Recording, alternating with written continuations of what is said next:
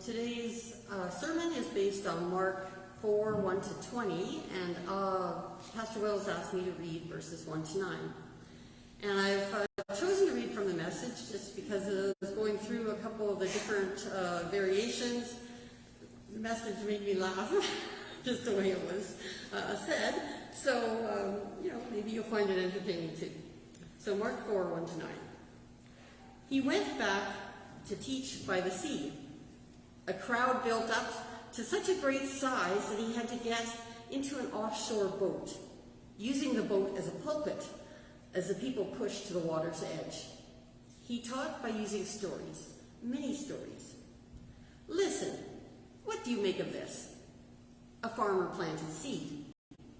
As he scattered the seed, some of it fell on the roads and the birds ate it.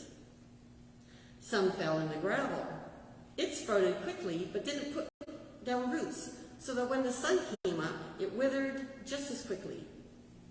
Some fell in the weeds.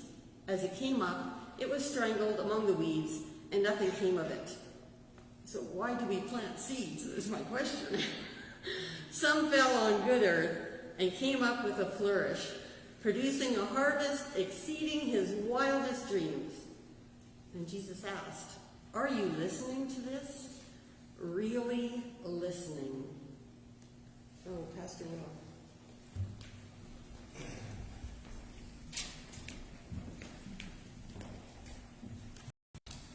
Great. Thanks, Laura. Thanks to all of you for joining us this morning. This is a common parable. In my research, I wanted to look up what was the technical definition of a parable, and in the website that I saw, this was the first example. This is an easy one for us to latch onto. We can look out our windows and we can imagine a farmer sowing seed. Nowadays we have to look outside at a mechanical instrument sowing seed in a different way. But this isn't hard for us to imagine. And that's, I think, part of the beauty of Jesus' teaching style. We have our own situation that's different. Culture around us has changed. Technology has certainly changed. But this is accessible to us. So we can put ourselves in the story. Some of us might have to go a little bit farther back into our memories to do this. But Jesus is teaching, and because the crowd is so big, he wants to sort of get in a position where he's above them visually so they can see him and hear him easier. So he gets on a boat, and that way he's kind of protected from the crowd. And then the crowd isn't like pushing forward, so they're more civil. And Jesus is speaking. He's standing on a boat.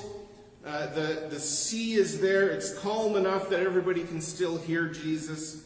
It's warm enough. It's a warmer place there than here. They could imagine a farmer sowing seed. There may have been a farmer sowing seed in the distance. So this feels like an easy, even a fun scene to imagine in our minds. We're in a comparatively warm spell now in February, but we're still surrounded by snow, and imagining ourselves at the seashore is a pleasant idea. So Tom and Christine, our church planters in Thailand, they don't have to work hard to imagine this. This weather is their everyday reality. And Tom has asked, he said, "Hey, listen, if people want to come visit us in Thailand, they can just come. They don't have to come and join the mission work. They can just come and visit and experience. So if that's something that you'd like to experience, you're welcome and encouraged to do that." But we can do this, right? We can imagine ourselves in this situation, and here Jesus is teaching and speaking, and everybody is listening. Now, picturing Jesus on a boat, this seems a little bit unnatural. There might feel like there would be some distractions there. When I was working in Puerto Rico with Mennonite Disaster Service, I sat in a church service and there were palm trees and I could hear the ocean and there were tropical birds. I didn't pay super close attention to that sermon. No offense to Pastor Carmen. I remember having a good chat with him afterwards. But for some of us, there would be distractions in a setting like that. But here Jesus is speaking and everybody's listening. He's elevated above on the boat like a pulpit, like Laura said, and he's teaching to them.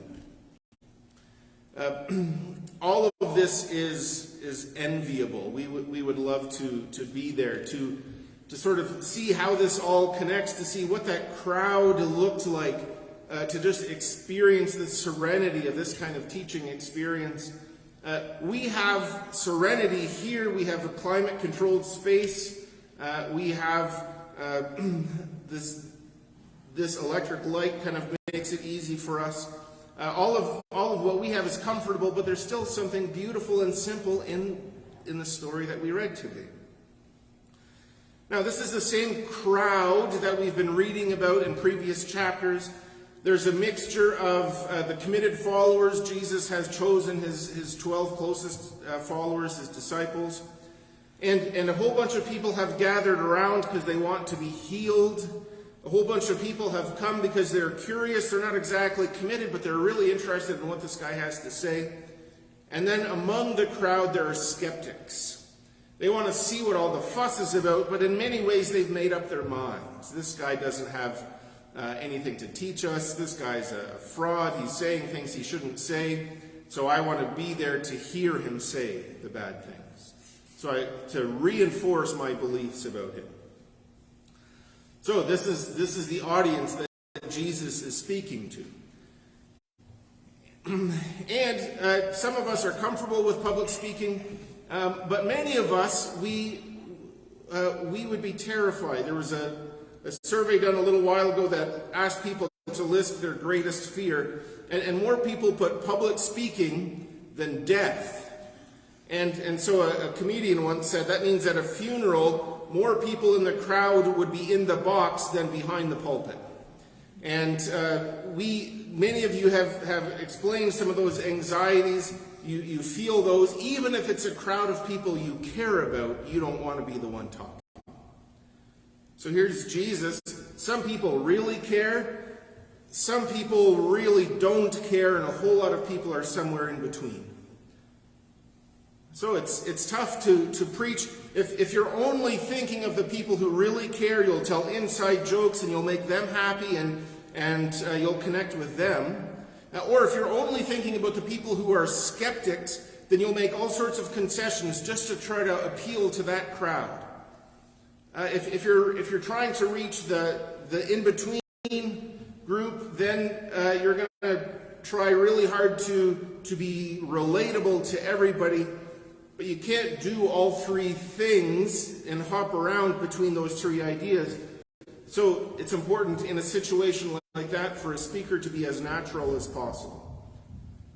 And so Jesus chooses the most natural thing to tell a story about a natural environment. The story that all of them would have been familiar with, that all of them could engage with to a point.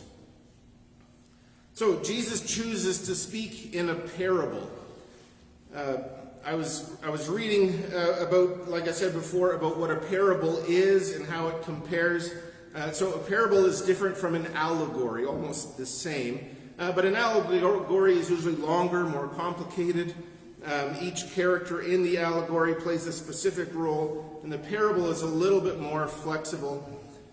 So Jesus is telling a parable about a farmer sowing seeds. And all of them eat. All of them participate and benefit from an economy that has farmers in it. This is incredibly relatable.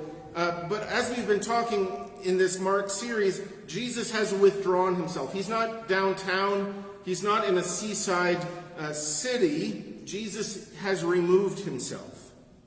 Right? He was trying for a while. He was teaching in the synagogues. He was in town. He was surrounded by the institutions.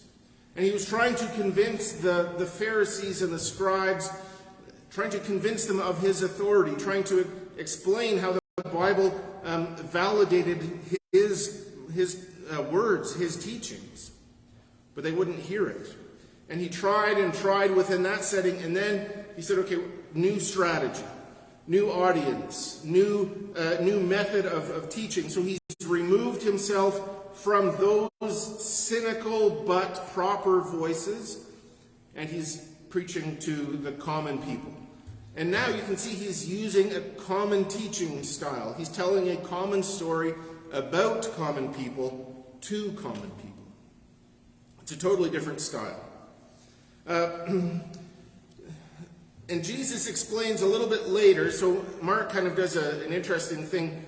He tells Jesus' parable, and then he kind of presents a conversation after. So Laura read up to verse 9, but if we read up to verse 20, then there's an explanation.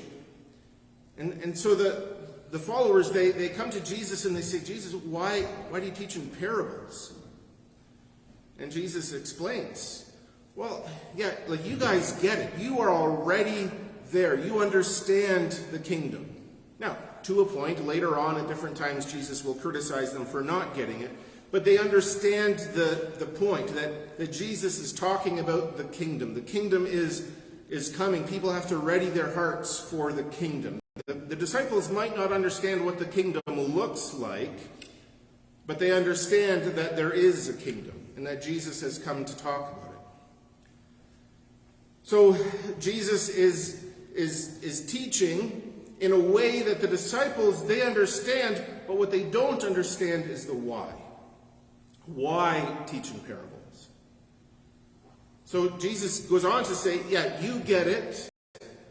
The crowd has the capacity to understand it, but the skeptics don't. And this is something that scholars and theologians and pastors, they can't agree on what Jesus is doing here. Why would Jesus intentionally choose a teaching style that people in his audience wouldn't understand? And it's there's a spectrum of responses. So my preferred explanation that I think makes the most sense to me is that sometimes when we learn a whole bunch of stuff, we convince ourselves of a whole bunch of things. At that point, we're actually less capable of learning new things, because it means we have to throw out some of the old stuff. And this is something that scholars and sociologists talk about, that we have something called confirmation bias. That when we hear new things that resonate with what we already believe, we'll latch onto those really easily. But if we hear new things that don't resonate with what we believe, and in fact threaten them, then we're less willing to recognize the value of those statements. No matter what it is, whether it's religious ideas, whether it's legal, political ideas, whether it's strategies in sports, whatever it is, our minds very, very quickly identify ourselves. We tie our identity into what we believe. And so Jesus, I think Jesus is sort of saying, listen, yeah, those guys have made up their minds. They won't hear new ideas. So all they're doing is getting ready to reject it. Now, on the other side, there are people who say, well, Jesus is okay with, and in some ways plans that people will reject him. That only some of us are going to be entered into the kingdom, only some of us are chosen, and God has chosen for those skeptics not to accept Jesus. Now, as an academic idea, as a theological way of reading Scripture, that's an idea that we can hold on to, but that says something about the nature of the God that we worship that I'm not comfortable with. I don't believe that God or Jesus chose for those Pharisees to reject him. And I don't believe that was the end of the story for all of them. Nicodemus was a Pharisee, but he had room in his heart for Jesus. Later on, we find some of these figures who did make room, even if it was only in secret. The Apostle Paul, of course, was a scribe, a scholar who was convinced of his own mind until he encountered Jesus. So that's why I reject that. I don't think that God has chosen people who don't get to be part of the spiritual family. I think we are the ones who choose. Also, in our historically, our Mennonite communities have understood something similar. They would say it more harshly, I think, than many of us would. But there's always been this understanding that scholarship often interferes with community. And when I went away to college, there was concern that when I went to a secular university, then I would be removed from my community and I would be taught different things than what I was taught there, and I would reject my community and reject those beliefs. And you go back farther and farther, and there's still that same sentiment there. That there's an old expression in German that says, the more you learn, the more learned you are, the more corrupted you are. And it even rhymes, de geleerde, de verkeerde. It kind of rolls off. People understand, oh, okay, we have to go into town and do business. We're going to have to deal with the learned ones. And there is resentment that way. And so there's a sense of resentment here by the skeptics towards Jesus. And we wonder, well, how much skepticism, how much disdain is there in Jesus for the skeptics? And we have to read the story to sort of get our own sense of that. But I'm convinced that people will always give you a chance to hate them. People will always give you a reason to hate them. This may be hard for some of you to believe. But there are people who hate me. I know. I was hoping for more of a laugh there on that one. But I try. I try to live a good life. I drive well on the roads.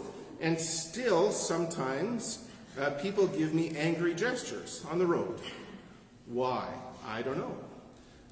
We try to do good things, but sometimes we're just in somebody's way. Sometimes the way that we live our lives interferes with somebody else. And we're not doing anything wrong, but they resent us. What's happening? Are they having a bad day? Maybe I look like somebody they used to go to school with. I don't know. But they're angry at me. Now, I understand. Sometimes I deserve it. I get it. But I'm not doing anything wrong, and they don't like me. They don't like something about me. Now, in my better times, I can see beyond that. I can remember, there were times I was there. Somebody cuts me off and I hate them already. Why? Because I'm thinking straight? No, because I'm having a bad day too. And so when I can put myself in that situation, oh, wait a second, they don't deserve it, and yet there's still negative feelings inside of me for them. And then I kind of flip it around. Okay, I don't deserve it. They're having a bad day. Something bigger is happening here. So yeah, I don't deserve this, but they woke up in a bad mood. They're dealing with sadness and sickness and something else in a different situation, and I'm getting some of the spillback from that. That's fine. I think Jesus was doing that with his skeptics. He knew they weren't ready to hear it, but he couldn't cater to every individual within the crowd. So he spoke in such a way that it was there if they chose to hear it, but if they chose not to, that was as much on them as it was on Jesus for the teaching style. All of us have different learning styles. Some of us need to see things to understand them. Some of us need to really use our hands sometimes we can make little mnemonic devices, that alliterations, words that all start with the same letter or things that rhyme, and then it latches on. If we talk to the educators among us, they can tell us about those learning styles. And sometimes we have little triggers that interfere with our learning. We're no different than the skeptics and the Pharisees in these stories. Sometimes we just can't hear things. And often we choose those triggers. We identify with those triggers. And so then we become like the skeptics in the audience here. So let's go through these examples and kind of read it through that lens. Jesus tells a story about seeds and soils and plants. And we can understand where the skeptics are coming from, because this story leaves us with a lot of questions. A lot of, okay, but what abouts? You ever listen to somebody explaining a new idea and you're just ready to say, well, what about this? What about that? And then you're just, okay, but you don't see the deeper point. Yeah, we can't allow ourselves to sometimes. So here he tells a short story. This is only a few verses, 5 or 6 verses, and he doesn't make the connection for anybody, except for the disciples afterwards. So here he explains there's a farmer, he's throwing seeds, as farmers do, and immediately we could ask, okay, but what about, was the soil tilled? Did somebody go through there with something to turn the soil over so the soil was prepared for the seed? We don't even know what was the default farming practice there. We have all these questions, which is fine. We're curious people, we have those questions. And sometimes those questions can make us say, oh, I want to lean in a little closer to get more out of this story. And sometimes the questions are like, okay, if I have this question already, this guy hasn't thought the story through very well. So we can choose which direction we go. Okay, Jesus, was the soil turned? Was there room for the seeds to fall in the right places? Why is this guy just throwing them arbitrarily? Was it windy? Like, Jesus, help us out here. No, Jesus offers no help. Figure it out. So he says, okay, the farmer threw the seeds, and some of them landed on the path, and the birds came along and ate them up because there was nowhere for the seeds to go in. Okay, but why was the farmer throwing them so close to the path? That seems like the biggest problem. No explanation. And then some fell on rocky ground where the soil was shallow. So, more question. Okay, like, did the farmer know the rocks were there? Like, why would he do that? We can easily put ourselves in that skeptical place. And Jesus doesn't explain it to them. Even in the explanation he gives to the disciples later, he doesn't explain the farmer's mindset. And he goes on to talk about how some seed fell among the thorny plants. There were weeds that would grow up around the wheat and choke it out. Again, why? Like, why not remove the weeds first? And then finally he says, okay, others fell in good soil. The soil that was ready for it. The soil that was nutritious, that was able to provide nutrients that the seeds needed. And it grew and it produced a crop, Jesus says 30, 60, or 100-fold. Now, the skeptical mind, again, says, okay, but seeds don't do that. Our best seeds don't give 60-fold reproduction. Jesus, do you know anything about agriculture? But the curious mind, the mind that has leaned in to understand this better, says, wow, I can maybe get 10 or 20 to 1 with this crop or that crop. What kind of crop is Jesus talking about? You can see the difference between the skeptical mind and the curious mind. And sometimes we look at children and we wonder, man, we got to protect these kids because they're pretty vulnerable. They're just in a position, they're going to just absorb whatever is said to them. We've got to protect them against the corrupted world that's going to spoil their minds. And We do. I feel that with my own kids. But we do the same thing to ourselves. And we make ourselves skeptical because we're protecting ourselves from the corruption. But to do that, we have to label everything else as corruption. Jesus tells the story, and he explains to the disciples afterwards, I was explaining the word, the logos, the wisdom of the gospel, of the good news. The wisdom goes out into the world, and some people, they reject it immediately. Some people, they like it, but they aren't deep enough. They haven't grasped it comprehensively, so they're excited, but then a new thing comes along. Excuse me. And they're distracted and it withers.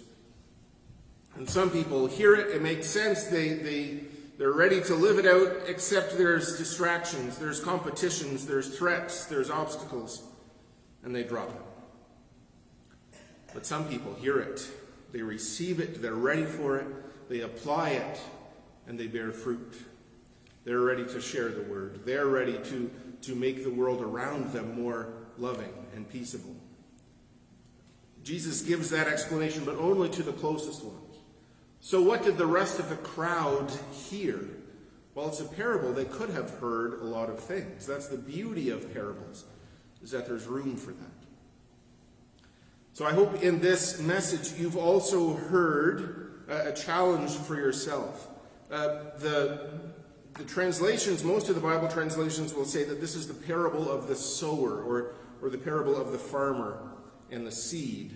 My translation calls this the parable of the soils.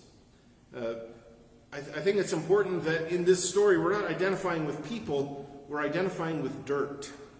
Now, some of you might be too proud to do that, I understand. But here, there are different kinds of dirt, there's different kinds of readiness to receive the word. So you won't hear this often, but I hope you are the good dirt. I hope you are ready to receive good words. I hope you are ready to receive the words of Jesus and bear a fruit from that, to reproduce the words that you have heard. Amen.